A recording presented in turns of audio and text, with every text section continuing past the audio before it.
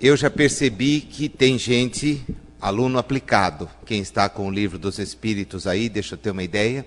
Quantos trouxeram? Muito bom. Acompanhado de caderno? Ótimo. Então hoje nós vamos estudar mesmo. O propósito é este, é que nós aproveitemos este espaço para refletir juntos. Se tudo der certo, nós cumpriremos os itens 2 e 3 da introdução. Aqui, numa abordagem ampla. Depois, especificamente, eu darei as referências e poderão, evidentemente, continuar a estudar, a refletir. A ideia é que nós, ao termos encerrado o estudo do Livro dos Espíritos, se o conseguirmos fazer, nós tenhamos percorrido toda a codificação. Nós vamos conseguir perceber essa inter-relação que o professor Rivail, Allan Kardec, faz quando cuida da doutrina como este todo, né? A doutrina é mesmo um todo. Evidentemente, algumas referências que eu vou fornecer hoje, elas estão na Revista Espírita, não estão em O Livro dos Médiuns, em o Evangelho. Eu sempre priorizarei estas obras que são de mais fácil acesso às pessoas, embora me pareça que a revista hoje seja pelo preço acessível. Os volumes da FEB são bastante acessíveis.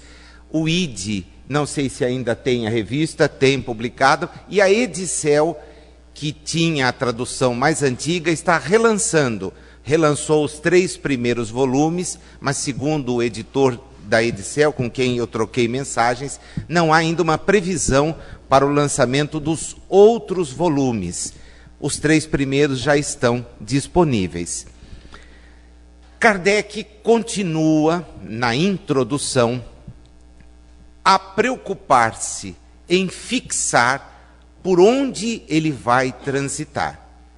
Todos se lembram, na semana passada nós o vimos preocupado em dar a palavra espírita o alcance que ela tem. E isto porque ele chega à conclusão que para coisas novas é muito importante que nós tenhamos palavras que as expressem. Já que espiritualista é todo aquele que não admite possa o ser humano ser apenas o conjunto de células que o corpo se acha revestido. O espiritualista, diz-nos Kardec, é aquele que acredita na sobrevivência, na existência de algo além do corpo. Por isto, ele então fixa, vamos pensar em um novo termo, para que, ao nos referirmos ao espírita, nós tenhamos em mente que o espírita vai além do termo espiritualista. Vai muito além, mas muito mesmo, a tal ponto que nós já começamos a perceber a influência que o espiritismo veio exercer na humanidade. Os espíritos o preveniram disto, ele escreveu isto por mais de uma vez, e nós começamos a perceber, porque até mesmo aqueles que querem nos criticar, dizem que a sobrevivência e a comunicabilidade dos espíritos para conosco é coisa espírita. E isso é muito bom. É sinal de que a noção espírita nova, 1857 até 2012, onde estamos, o tempo é muito curto do ponto de vista evolutivo, seja da humanidade, seja de cada um de nós. E este termo já ocupa espaço na vida das pessoas. É importante, então, essa distinção. Ele se debate agora com um outro problema muito, muito sério. Vamos lá, vocês estão com o livro aí, vamos trabalhar juntos, né? Abram aí, nós estamos no item 2, você vai encontrar as referências. Olha, é fazer inveja, ele trouxe o Kardecão, ótimo. Muito bom, né? Esse aqui, eu me lembrei, hoje eu queria fazer uma gozação, ainda bem que você fez. Aqui, ó, obrigado. Eu vou no meu papelzinho, anotação, trago a cola de casa. Eu me lembrei que você me deu o livro com os desenhos do Doré. Então eu falei, puxa, eu podia aparecer lá com aquele livro dos Espíritos imenso, né? Aquilo vai assombrar, é uma Bíblia em versão ampliada. Está aí, logo na abertura do item 2, a palavra que Kardec diz ser de difícil compreensão. Por quê? Porque é usada em múltiplos significados. Qual é ela? Não ouvi direito. Quem está na internet também não ouviu. Ótimo. Alma. E o que é que nos leva a ter dificuldades quando o assunto é alma? Curiosamente, Kardec se reporta a uma obra que hoje nós não temos acesso, que é a enciclopédia escrita pela orientação de Didier, na França. E pasmem vocês, são 16 páginas da enciclopédia de Didier, apontando o significado, Didier não, Maurice Lachatre,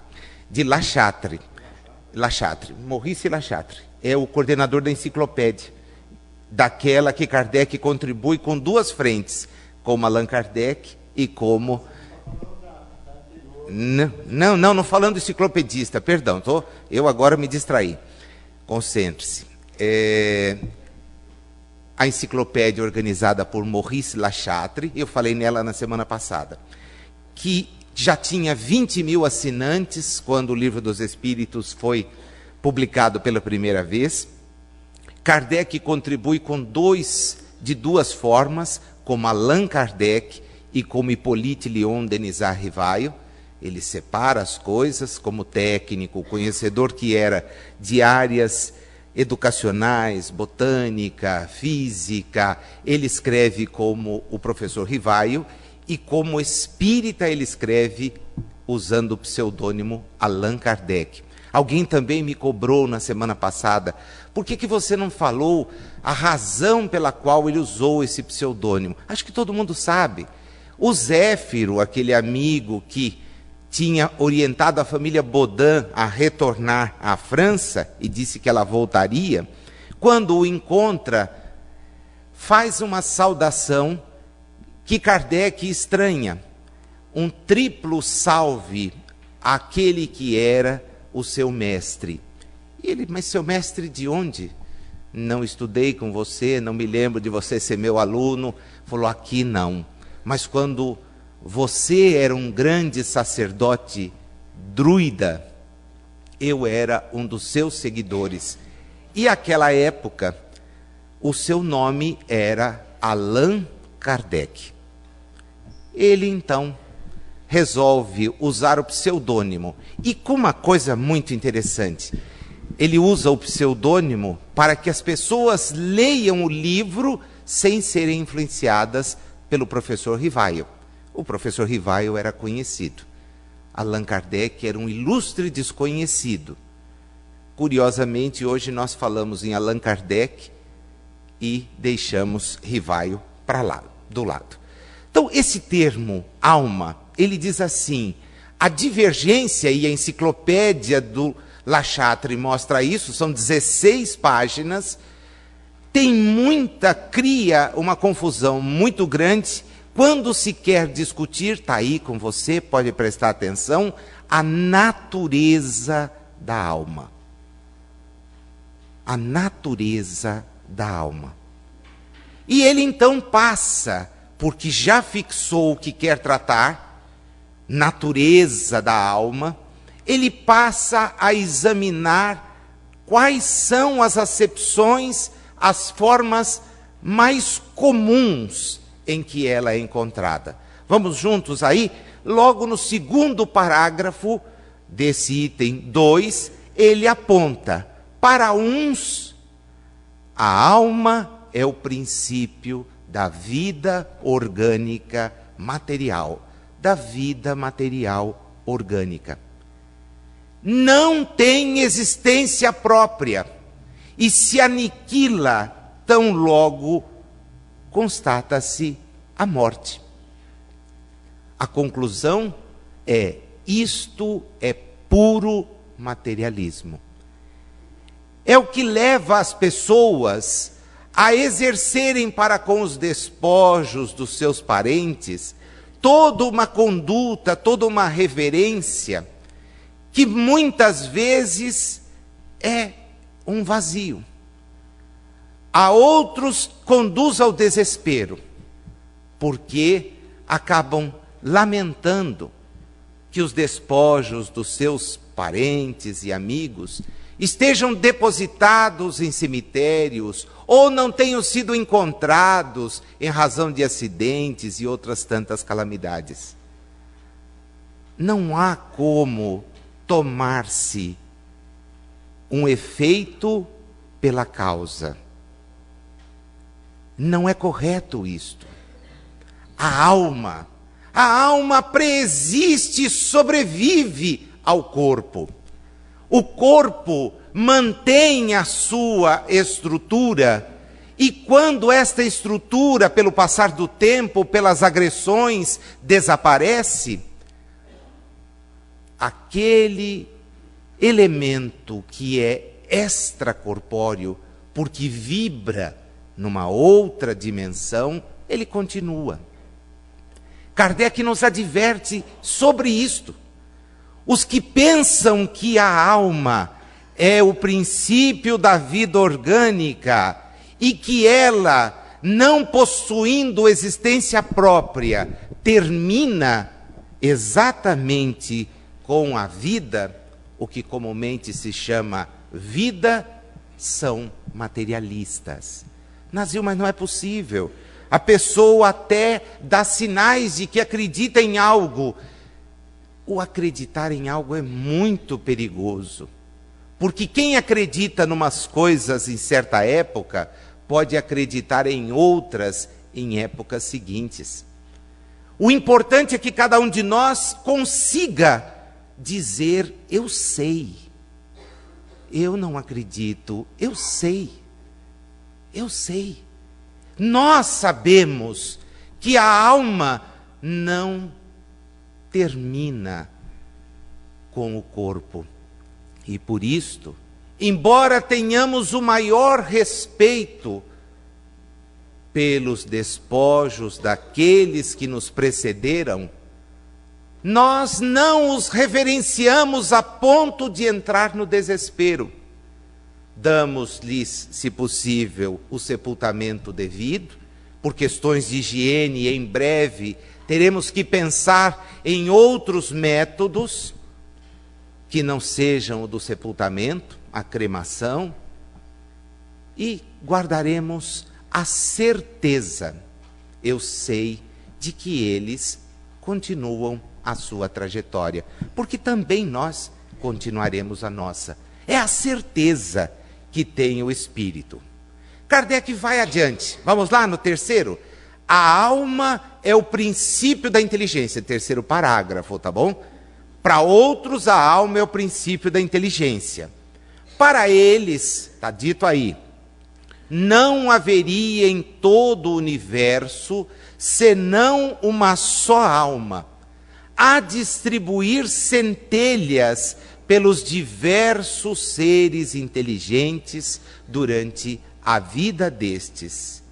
E ele diz assim, curioso, né?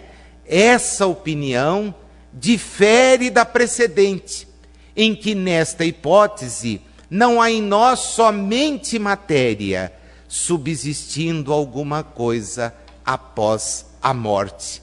Mas que coisa infeliz!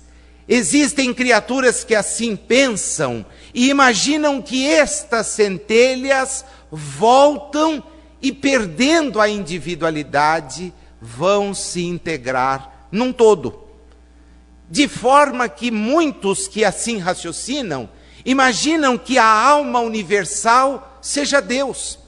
E cometem com isso vários equívocos. Primeiro, nos destituem da possibilidade de progredir. Porque se eu volto para um todo, eu me aniquilo. Se eu vou integrar algo que é a alma de todo o universo, eu desapareço. E mais, subestimam a capacidade deste ser, que lá na questão número 1 será havido como a inteligência suprema, a causa primeira de todas as coisas, que, pela ótica espírita, compõe, juntamente com o princípio inteligente e com o princípio espiritual, princípio inteligente e princípio material, estando acima deles a trindade espírita. Então nós não voltamos para Deus e nos integramos perdendo a individualidade. É, como ele mesmo nos diz, uma variante do panteísmo. E de novo eu encontro uma palavra exprimindo algo que parece à primeira vista ser positivo e que depois desaparece. Eu vou ter a alma integrando-se a um todo e perdendo todo o esforço que eventualmente pudesse ter feito. Quando ele ingressa no 4º parágrafo do item, vamos lá, está todo mundo firme aí? Está dando para anotar? Ainda não, né? Só anota a referência. A alma é um ser moral, distinto, independente da matéria. Percebe que até aqui não tem novidade. Um ser moral, no outro também era, distinto, no segundo também era, independentemente da matéria, igualzinho àqueles que pensam como na segunda hipótese. Mas o que tem aí a mais? Conserva a sua individualidade. O que significa, meus amigos? Que nós permaneceremos como somos. Vamos conservar a nossa individualidade. Não haverá passes de mágica, não seremos melhores, nem piores. Despertaremos da realidade aqui provisória em que estamos para a realidade de onde viemos, tal qual nos apresentamos hoje. E aí é só a gente fazer um exame de consciência simples. Conhecendo-nos como nos conhecemos, sabemos que os nossos destinos não são destinos alcandorados. Nenhum de nós, sabendo ainda o que precisa corrigir em si e que retarda, vai ter condições de ingressar em regiões reservadas a espíritos que já corrigiram os seus próprios equívocos. Daí porque a valorização deste processo de sempre nos cobrarmos para sermos melhores, de sempre agirmos no bem em todas as condições em que estivermos, em sempre buscarmos realizar o melhor que estiver ao nosso alcance, para demonstrar que, já conscientes de que sobreviveremos, não nos iludirmos de que seremos conduzidos a regiões para as quais o nosso acervo moral ainda não nos permite adentrar. Mas também isto nos adverte de que não há espaço para o comodismo, não há espaço para o imobilismo, na medida em que, conscientes, eu sei que sou um espírito reencarnado.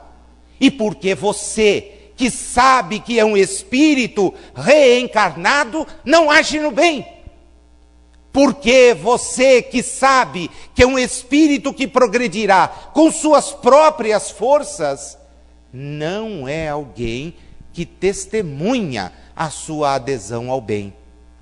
Daí porque os espíritos, desde 1855, 57, com a publicação do primeiro livro dos Espíritos, e hoje a gente comemora a data em que saiu a edição que nós estudamos hoje, 18 de março de 1860, os Espíritos nos cobram, nos advertem. Deus nos dá a consciência, e a consciência é o nosso juiz. Portanto, está em nós. Eu sei que a alma é este princípio que sobrevive, que guarda a sua individualidade. A doutrina espírita vai muito mais além ao nos dizer que a alma será diretora dos processos que vão conduzir a sua própria evolução. Ela será a que vai avançar. Kardec nos faz agora todo um estudo, nos dá chance de conhecer agora, como as palavras interferem na hora que nós estamos analisando, estudando um assunto. Ele diz-nos 3 aplicações para um único termo, com 3 ideias distintas. É simplesmente aquilo que anima, mas que desaparece. É simplesmente o que anima, mas quando sai daqui se integra num todo. É simplesmente o que anima, mas prossegue. Opa! Prossegue. Prosseguiremos. Não há razão para temor. Não há razão para temor. Somos muito mais do que o veículo físico que temos. Isso é racional. Será que alguém ainda tem dúvida sobre isso?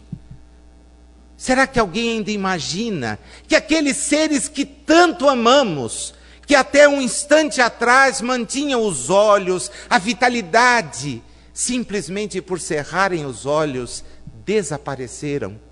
Por que dizer que a criatura desaparece com o corpo, ou dizer que a criatura se integra a um todo, é a mesma coisa?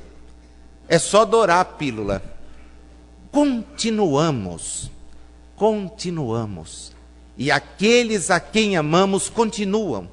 De vez em quando nos dão o prazer da sua visita, do seu envolvimento, e é tão bom saber que eles prosseguem. É verdade que quanto mais amizade tem conosco, mais liberdade tem conosco, costumam nos advertir. Cuidado, preste atenção, modifique a sua maneira de agir. Sabe, eu não estou tão bem quanto você imagina que eu esteja, porque eu guardo comigo a tristeza de não ter feito o que poderia ter feito, de não ter aproveitado as chances que tive de agir no bem. Estes nossos pais, mães, amigos, são frequentes na advertência. Cuidado, aproveite. Jesus também foi muito claro. Caminheis enquanto tendes luz, porque pode acontecer que amanhã tenhamos que tatear, e quem tateia porque não dispõe de luz para locomover-se, certamente guardará o primeiro arrependimento, e grande, de ter feito o bem enquanto podia. Daí porque nós não podemos deixar passar nenhuma chance, de fazer o bem. Ele que quer nos conduzir a um raciocínio, primeiro, segundo, terceiro, quarto, quinto parágrafo, lá no finalzinho dele, diz-nos assim, são os 2 penúltimos períodos do parágrafo. julgamos mais lógico tomá-lo na sua acepção mais comum. E por isso chamamos, está escrito em caixa alta, né? Todo em maiúsculo, alma, ao ser imaterial e individual que em nós reside e sobrevive ao corpo. Mesmo quando esse ser não existisse, não passasse de produto da imaginação, ainda assim seria preciso um termo para designá-lo. E ele começa a fazer exatamente a análise. A palavra que eu opto para usar é alma. Aliás, nem foi ele essa conclusão, né? A introdução, vai aqui uma dica, todo mundo pensa que a introdução a gente escreve antes de produzir o livro ou o trabalho acadêmico. E muitas vezes a gente se arrepende de ter feito isso. A boa orientação vai no sentido de que primeiro faça a obra, depois você escreve a introdução. Até porque na introdução você vai dizer aonde quer chegar. E se de repente você diz que quer ir à Lua, mas não sai da periferia da cidade, fica complicado. Então, ele escreveu já tendo por base informações tranquilas que tinha na mão. Vamos caminhar aí no Livro dos Espíritos? Já vamos chegar, essas coisas de professor, né? Já vai chegar no que vai cair na prova. Vê se tem aí no seu Livro dos Espíritos, se eu achar aqui aonde eu anotei, vê se tem uma questão de número 134. Confere aí, se não tiver, você tem que reclamar no editor, porque essa está numerada mesmo. Achou? Ou ainda não? Tem? Ótimo. Tudo bem? Tem uma pergunta aí. Que é a alma? Qual a resposta? O pessoal da internet tem que ouvir, eles não têm o livro. Um espírito encarnado. Um espírito encarnado. Nazil, tem um erro aí. Qual erro? Um espírito encarnado quer dizer que... E a história da reencarnação? Já me fizeram essa pergunta. Nos estudos, a gente fica cutucando muito, o camarada já... Nazil, por que aqui está escrito um espírito encarnado e não um espírito reencarnado? Falei, olha, certamente porque o espírito que respondeu levou em conta que só é possível termos no homem o espírito que se encarna, e isto tem uma primeira vez. O espírito não quis criar confusão, mas no conjunto todo da obra está claro, um espírito que se encarna, reencarna, reencarna e por aí afora. O que era a alma antes de se unir ao corpo? Espírito. As almas e os espíritos são, portanto, idênticos, a mesma coisa? E aqui a confirmação da resposta da mesa girante. Sim, as almas não são senão os espíritos. Antes de se unir ao corpo, a alma é um dos seres inteligentes, é um dos. Presta atenção que não tem nada solto aí. É um dos seres inteligentes que povoam o mundo invisível, os quais temporariamente revestem um invólucro carnal para se purificarem e esclarecerem. Está claro? A alma é um espírito encarnado. E o que é a alma antes de ser o encarnado? Espírito. O que nós somos? Espíritos. Espíritos. Agora não se esqueça, na realidade espiritual é um dos. Um dos. Lógico que a coisa aqui já dava pano para manga de 2h30 de debate, né? Agora me fala disso. Não posso, se eu for antecipar, estraga, tá? para ver como a gente depois então vai entendendo tantas coisas, certas passagens de André Luiz, quando a gente tem esse caramba, quando ele toma aquela surpresa no capítulo 49 de Nosso Lar, a sua grande amiga, como era mesmo o nome daquela amiga que foi ajudá-lo a socorrer o esposo da sua mulher? Como ela chamava? Como é que era o nome dela? Narcisa. Narcisa diz a ele: vamos à natureza, vamos ao bosque. E ele escreve lá em poucas linhas: eu fiquei surpreso com aquilo que eu vi. Os espíritos de há muito já nos tinham prevenido das surpresas.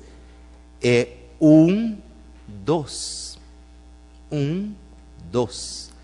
a nos mostrar que a progressão é muito mais ampla do que nós podemos imaginar. Mas o fato é que nós, os que aqui nos encontramos agora, encarnados ou libertos da matéria, já falei que o salão é enorme, enorme, nós estamos na condição de espíritos, de individualidades, que já respondem pelo progresso que devem empreender. Muito bem, voltemos lá ao texto da introdução. Ele então analisa o que para ele deveria ser o nome a ser atribuído às determinadas outras visões de alma. Ele chama princípio vital o que para alguns é a alma. Falou, não, isso fica melhor se for princípio vital, porque ele é comum a todos os seres vivos, desde as plantas até o homem. Pois que pode haver vida com abstração da faculdade de pensar. O princípio vital é algo distinto e independente. Se uns, diz-nos ele, pensam que o princípio vital é uma propriedade da matéria, um efeito que se produz quando a matéria se acha em determinadas circunstâncias, na verdade, outros não pensam assim. E chegam mesmo à conclusão em sentido diverso.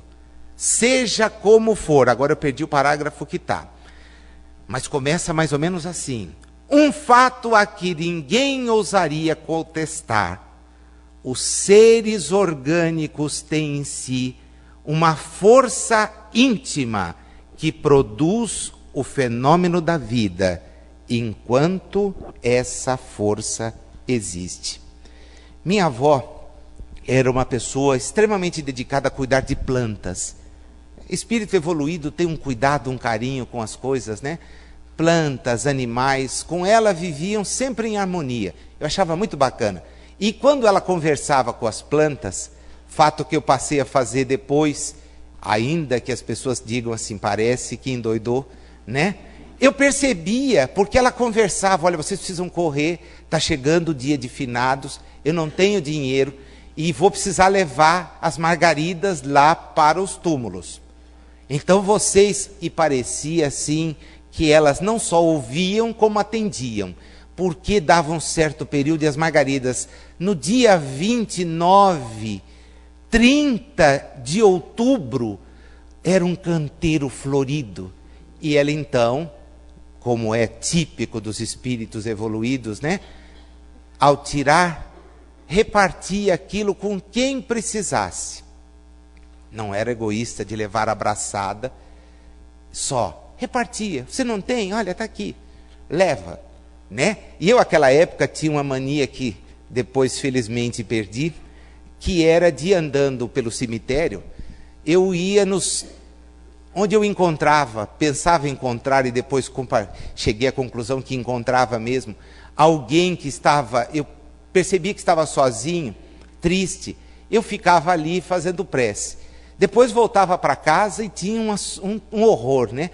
porque ficava pelo menos um mês com todo aquele time. Você foi lá, você não foi, você me chamou, não chamei ninguém, eu estou aqui. Eu era católico, imagina, né? Ia até com o terço, e rezava o terço, e chegava, olhava, puxa, coitado, aqui não tem ninguém orando por ele. Então rezava, puxa, que bom, parece que ele aliviou, vinha junto, né? É outra coisa que eu passei a não fazer mais, parei, cortei isso, eu não entendi o que era. Aí alguém disse assim para mim, você tem que desenvolver a mediunidade. Vocês já ouviram falar disso, né? Como é que eu vou desenvolver o que eu não sei o que é? Né? Eu não sei o que era isso, não sabia o que era isso. Né? Fui estudar, depois descobri, hoje não mais, tá? E quando penso em alguém, e penso, né? Já peço assim, olha, se você está aqui, e é por isso que eu estou pensando em você, né? Abro bem os olhos, nunca fecho, porque quando a gente fecha, enxerga, abre, né?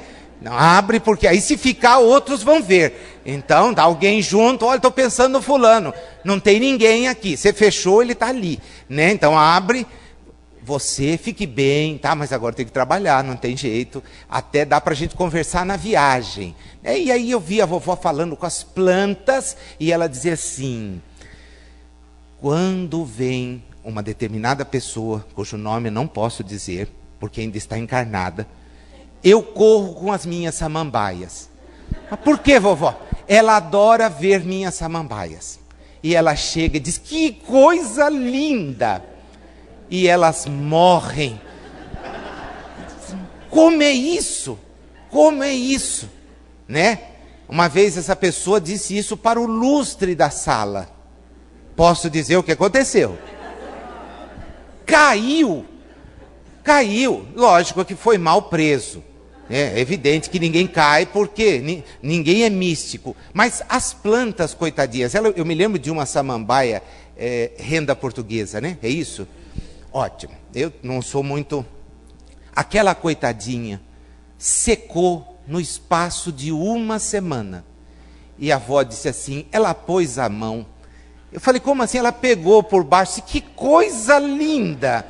Secou. Puxa, por que é que uma planta perde a vitalidade? Porque há nela algo diferente daquilo que materialmente estamos vendo. Gabriel Delany, numa experiência muito interessante que ele relata em uma de suas obras, nos fala que as plantas ali, de certa forma, preparadas para uma experiência, quando percebiam adentrar no recinto um homem que tinha o hábito de ser lenhador e de queimar plantas para fazer pastagem, deixavam registro do desespero que experimentavam pelo ingresso dele. E ele relata isto, nos advertindo daquilo que Kardec chama, e nós podemos dizer, princípio vital que anima as plantas e os seres orgânicos. Continua Kardec na introdução, nos falando a respeito de uma outra coisa, já não mais presente apenas nos animais, mas também presentes nos homens, nas plantas e nos animais, está no parágrafo seguinte, os seres orgânicos têm em si uma força íntima que produz o fenômeno da vida. Enquanto essa força existe, a vida material é comum a todos os seres orgânicos e independe da inteligência e do pensamento. A inteligência e o pensamento são faculdades próprias de certas espécies orgânicas.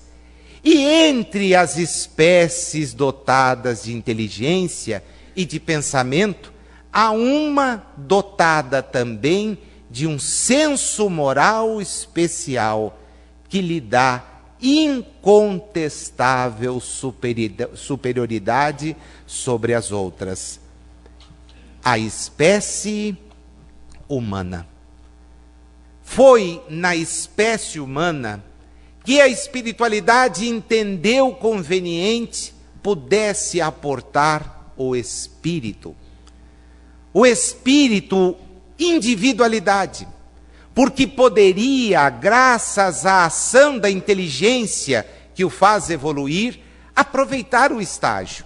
E é por isso que no nosso mundo físico, o espírito veio aportar na espécie humana. E ele ingressou isto aportando em que espécie? Não tenho a menor dúvida que ele usou um animal de natureza superior. E a partir daí nós temos a distinção. Porque quando o espírito aporta naquele ser peludo que andava nas árvores e que nela continua andando até hoje, o espírito trouxe as suas características. Não há elo perdido. O que existe é o ingresso do ser, do espírito, em um ser que já tinha condições de permitir o desenvolvimento. Os animais superiores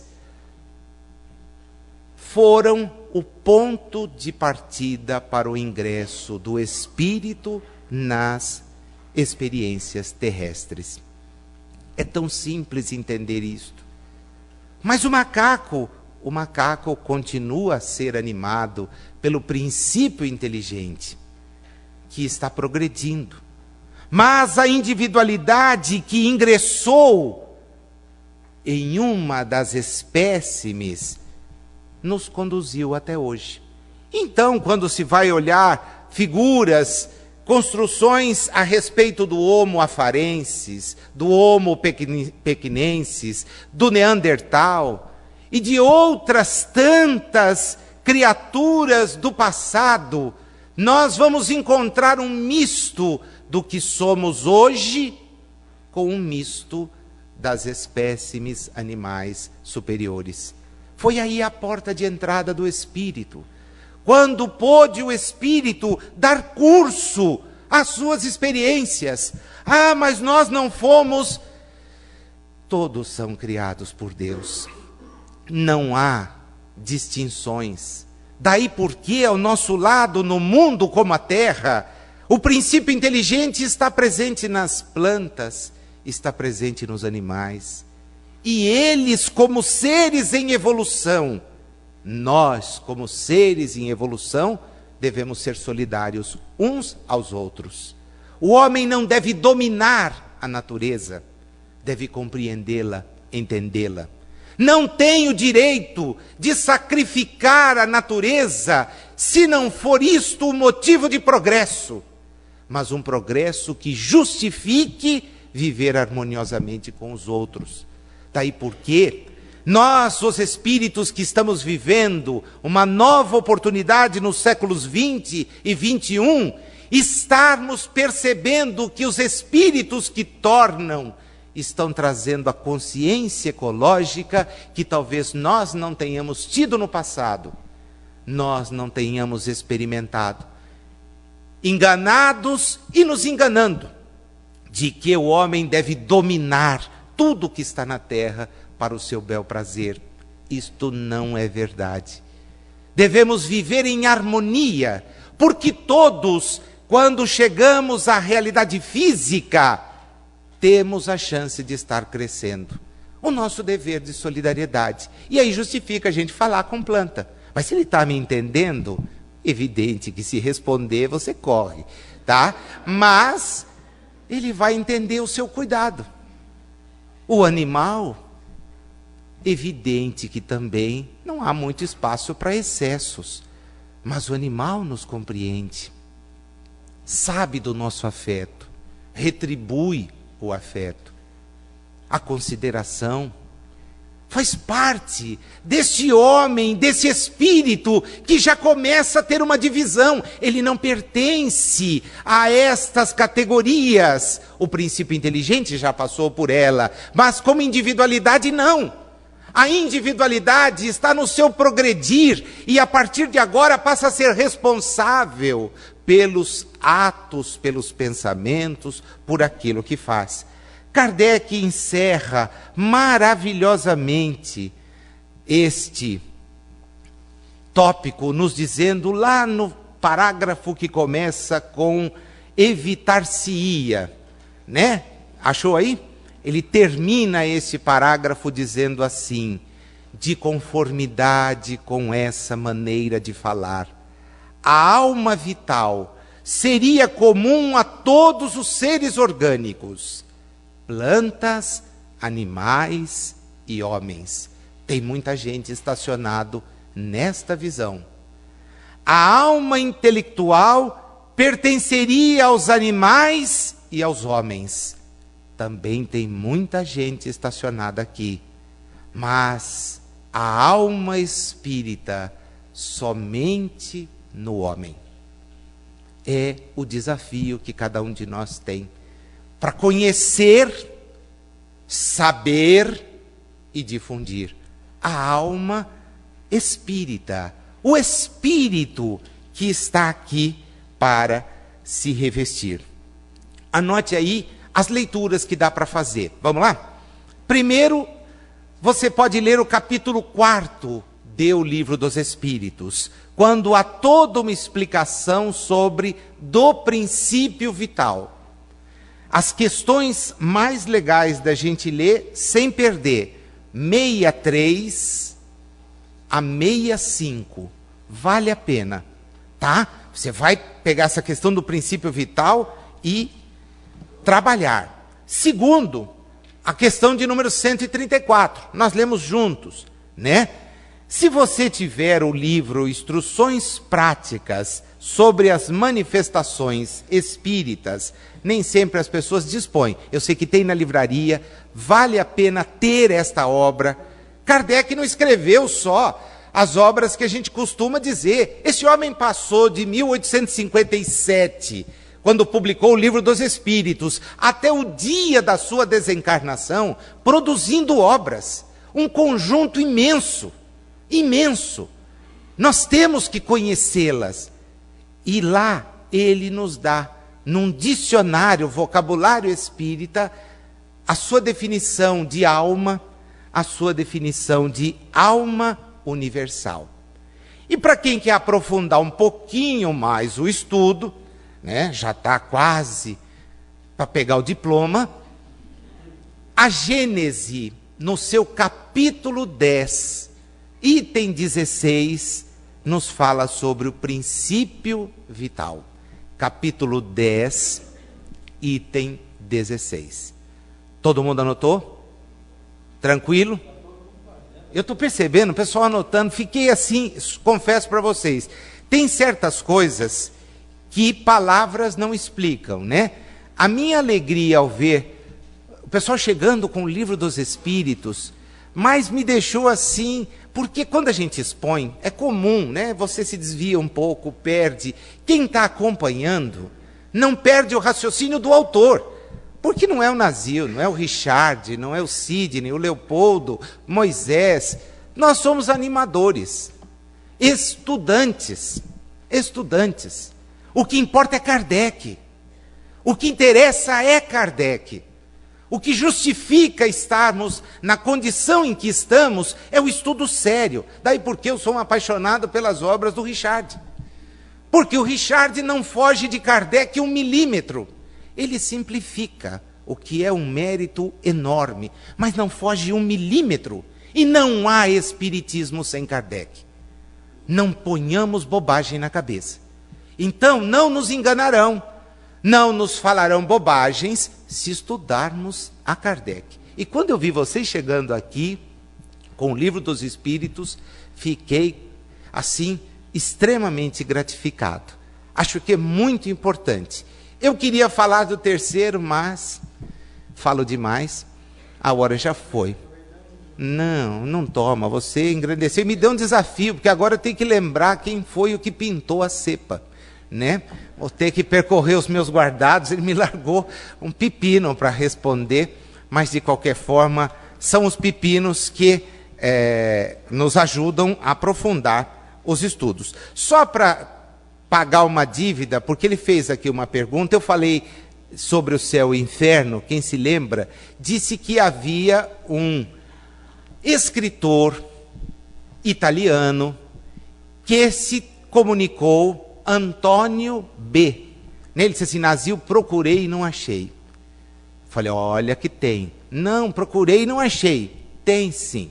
Um escritor do século XIX, nascido no século XVIII, e que bate bem com as características. Antônio Benci, B-E-N-C-I, Benci.